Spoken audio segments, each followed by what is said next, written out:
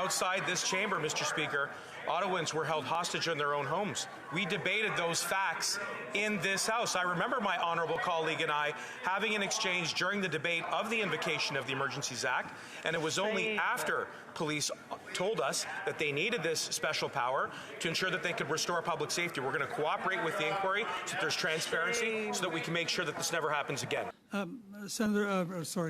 Commissioner Lucky, we've heard multiple times from ministers and others that the Emergency Act and the tools provided were specifically requested by police leadership.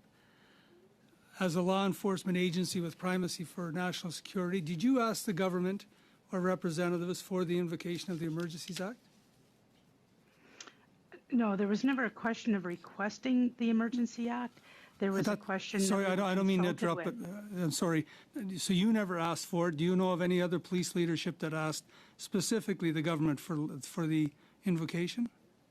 No, we actually reached out to various police agencies when there was talk about some of the authorities within that they were proposing, and of course we were consulted because we were the ones who would be using those authorities. So we were consulted to see if they would be of any use to police in the context of the Freedom Convoy. Pour votre question, Madame Bloch.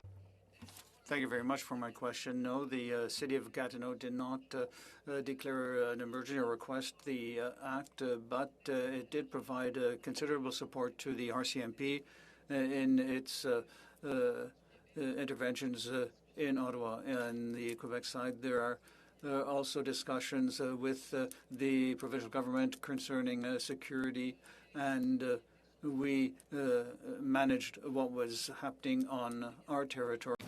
Did yourself or anyone in the OPS request the invocation of the Emergency Act? I did not make that request. I'm not aware of anybody else in the Ottawa Police Service who did.